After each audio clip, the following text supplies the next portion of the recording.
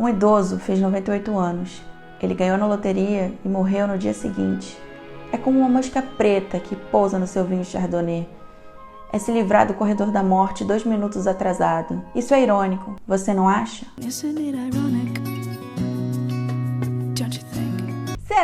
Será que isso é irônico, Alanis Morissette? Oi, eu sou Carol Santoyan e hoje a gente vai falar sobre ironia e como a gente pode aplicá-la em nossos roteiros. Bom, gente, para início de conversa, eu já preciso deixar claro que o conceito de ironia, ele é um pouco nebuloso, então assim, eu vou tentar simplificar aqui para vocês, mas eu não pretendo de forma alguma esgotar essa explicação, ela vai servir para os exemplos que eu vou dar nos filmes e nas séries, porém eu acredito que esses meus vídeos, eles servem como uma porta de entrada para você se aprofundar aí nos seus estudos. Lembrando que eu sempre deixo aqui embaixo os links, as fontes que eu uso para fazer os meus vídeos, então dê uma olhada lá embaixo também. A ironia existe quando há um contraste entre o que é aparente e o que é real. Ou seja, quando a gente quer dizer uma coisa, mas na verdade a gente está querendo dizer uma coisa diferente. E em muitos casos uma coisa até oposta. Ou seja, na ironia a gente não pode interpretar uma mensagem literalmente a partir só das palavras, porque a gente tem ali um contexto ou um tom de voz, alguma coisa que nos implica que o que está sendo passado pra gente é bem diferente do que está sendo dito de fato. Pra gente entender melhor, tem um exemplo clássico que é, sei lá, você coloca uma roupa e aí você pergunta pra sua amiga: amiga, essa blusa tá boa? Aí ela fala: aham, tá boa. No tom de voz, não tem contexto, não tem nada que me indique que ela possa estar falando alguma outra coisa. Agora, se eu pergunto pra ela: amiga, essa blusa tá boa? E ela fala: aham, tá ótima. Aí, a partir do tom de voz dela, a partir do contexto, da situação, eu percebo que na verdade ela tá sendo irônica. Então, a mensagem que ela tá me passando é mais complexa do que de fato as palavras que ela está falando. Eu não posso interpretar aquele aham, está linda, literalmente. A ironia, ela demanda um certo feeling nosso, mas também não demanda que a gente seja um adivinho, né? A gente não tem como entender uma ironia se a gente não tem outras camadas ali para interpretar aquela mensagem, um tom de voz, um contexto e etc. Geralmente, a gente classifica a ironia em três formas. A ironia verbal, que é esse exemplo que eu acabei de dar, a ironia situacional e a ironia dramática. Então eu vou explicar aqui para vocês como vocês podem usar cada um desses tipos de ironia nos seus roteiros, como eles são usados, trazendo exemplos aqui. Atenção, muita atenção para o último tipo de ironia, que é a ironia dramática, porque ela é uma mais complexa e é realmente ali a cereja do bolo de um bom roteiro. Vocês vão entender mais, vamos passar por todas elas.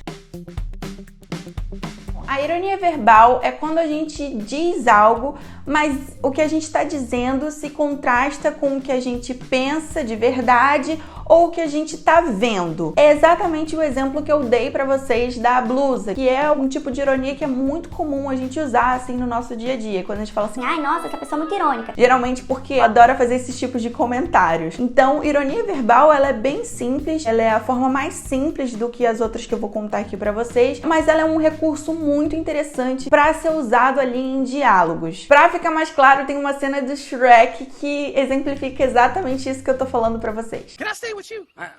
What? Can I stay with you, please?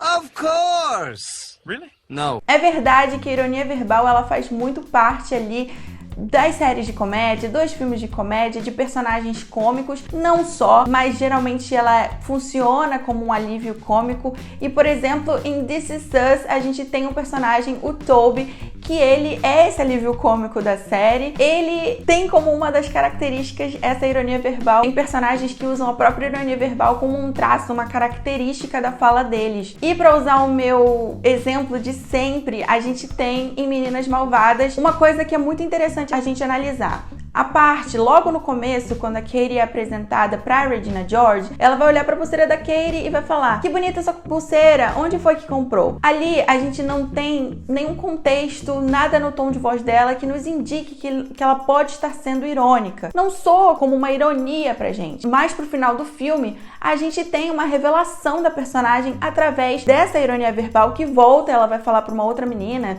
que o que ela tem é muito bonito. A Katie vai lembrar o que ela falou com ela assim que conheceu, que a pulseira dela era bonita, e aí a Katie vai entender que aquilo foi uma ironia, que ela não estava querendo dizer aquilo. Então perceba, aí foi nos dado o contexto, foi nos dado a intenção que estava sendo passada, não era exatamente o que ela pensava. Aí você vai me perguntar com isso: tá, Carol, mas então qual é a diferença entre ironia verbal e sarcasmo? O sarcasmo, ele é uma ironia verbal, só que nem toda ironia verbal é um sarcasmo, porque o sarcasmo, ele tem essa coisa de ser um pouco querendo machucar ou ter uma intenção um pouco mais agressiva ou maldosa, enquanto a ironia verbal, ela não precisa ser necessariamente maldosa. Um exemplo: você tá com o seu namorado, namorada, e você tá lendo e ele chega em casa, faz uma pergunta estúpida do tipo: o que você tá fazendo? E óbvio que você tá lendo. Aí você fala: não, tô correndo uma meia maratona, pô, não tá vendo? E aí vocês riem juntos. Foi uma ironia verbal, talvez vocês sempre façam juntos e tá tudo bem. Agora, se você fala: tô correndo uma meia maratona, tu não tá vendo não? Você faz aquilo no sentido de implicar, no sentido de puxar uma briga. Então, aí já não cabe, já não tá mais dentro do escopo da ironia verbal somente, a gente tá falando de um sarcasmo.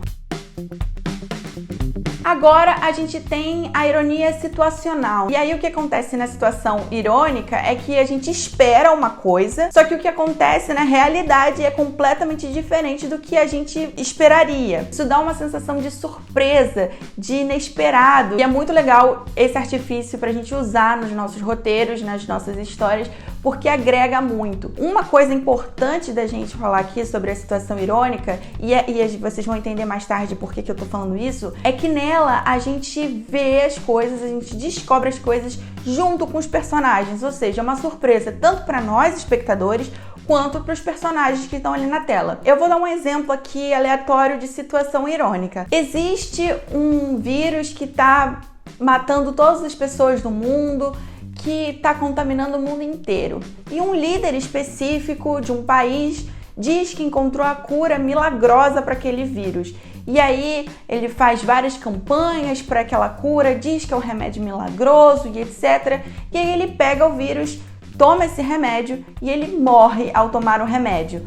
Bom, isso é uma situação irônica, porque ele morreu do próprio aquilo que ele falava que ia dar certo, entende? Aparência, o que a gente espera, o que realmente acontece, contrasta com o que a gente normalmente esperaria que fosse a realidade, mas ela não é a realidade. Claro que se esse líder fosse um médico ou um cientista que tomasse o próprio remédio que ele tivesse feito, falasse que fosse a cura, claro que seria ainda muito mais irônico, mas nesse caso eu resolvi colocar só um líder mesmo.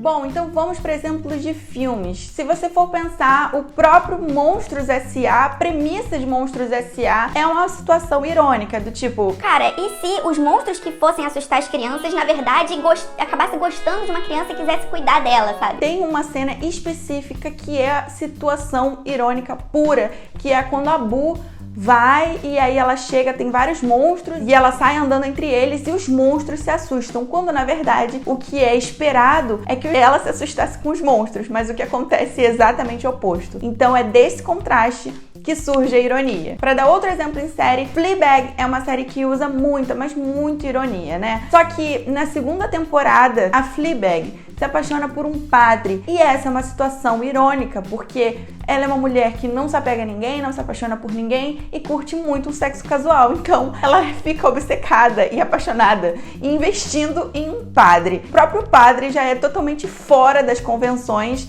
o que por si só também já é uma ironia.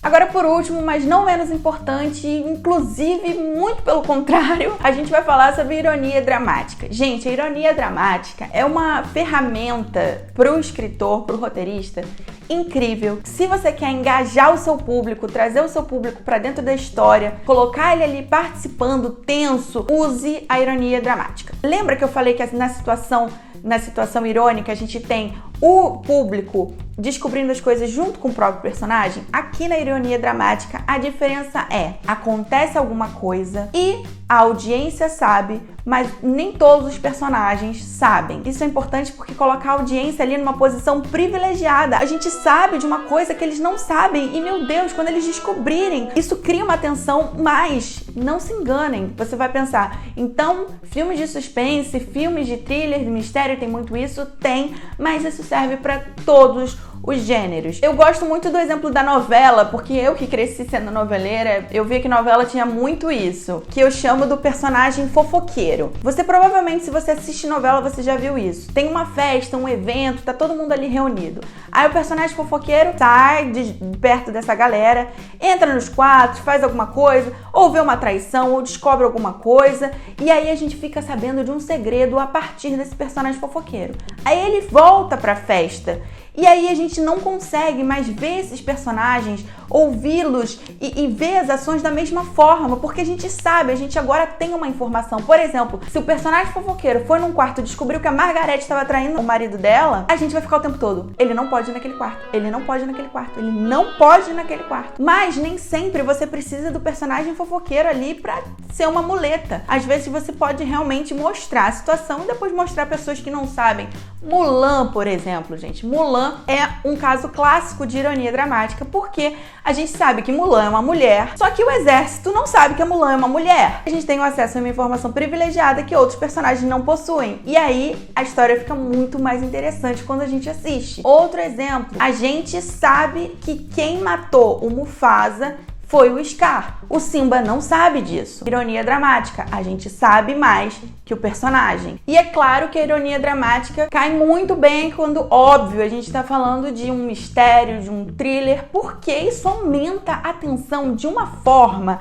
O espectador fica roendo as unhas, fica segurando a cadeira, entendeu? Ele fica tenso. Por quê, gente? Vamos pensar em Hannibal, a série. Em Hannibal, o Hannibal é um psiquiatra, ele é do FBI, e a gente tem como paciente dele o cara que investiga os assassinatos dele. Só que só a gente sabe que ele é um serial killer, que ele come gente. As pessoas do FBI que jantam na casa dele, ninguém sabe disso. O paciente dele, obviamente, não sabe disso porque ele quer descobrir. Então perceba essa situação. Toda a atenção da série está no fato da gente saber que o Hannibal é o serial killer, que ele come gente, que é ele que tá por trás daquilo, e o investigador não saber de nada. Mas engana-se quem acha que essa ironia dramática, como eu falei, só serve para esse tipo, para esse gênero. Vamos voltar aqui pro exemplo de Monstros S.A., que eu falei que tem muitas situações irônicas. Tem uma cena de Monstros S.A. que é muito emblemática sobre isso. Ele tá lá vendo outra coisa e a Bu tá atrás fazendo as peripécias dela, e ela entra dentro de um cesto de lixo e ele começa a achar que a Bu morreu e fica desesperado, porque a cena ela é toda feita ali para deixar evidências de que a Bu, na verdade, tinha morrido. Só que ela não morreu, ela tá super bem. Então, a gente sabe que a Bu não morreu, a gente vê que, na verdade, ela tava ali fazendo as coisas dela, só que tudo fica pro personagem como se ela tivesse morrido. Então, a gente tem uma informação que ele não sabe. E isso nos dá uma visão privilegiada e torna a cena mais cômica, porque a gente fica, cara, não, ela não morreu. E isso é muito usado, eu fiquei reparando nisso, que isso é muito usado em comédia. Tem um personagem que ele tá distraído ali, e geralmente um plano mais aberto, e no fundo você tá vendo alguma outra coisa acontecendo e ele não tá vendo nada disso, e só a gente tá vendo. E geralmente tem um efeito cômico muito interessante. É aí a ironia dramática utilizada como humor. Agora, voltando para a música da Alanis, que eu abri esse vídeo, ela foi muito criticada e teve uma enorme polêmica, porque várias pessoas falaram que, na verdade, a música da Alanis não tinha nenhuma ironia. E o fato da música da Alanis, chamada Ironic, não ter nenhuma ironia, isso sim é bem irônico. E aí eu queria terminar finalizando pra gente amarrar esse conceito a partir dessa música, porque contraste entre a aparência, a música se chamar Ironic, não ter nenhuma ironia, ou seja, a realidade ser diferente dessa aparência, causa uma ironia, percebe? É esse contraste que causa uma ironia. Eu espero que vocês tenham gostado desse vídeo. Eu vejo vocês semana que vem. Se você não está inscrito nesse canal e gostou desse vídeo, por favor, se inscreva e deixe aqui seu like para eu saber que você gostou. Eu vejo você em um próximo vídeo. Um beijo, tchau!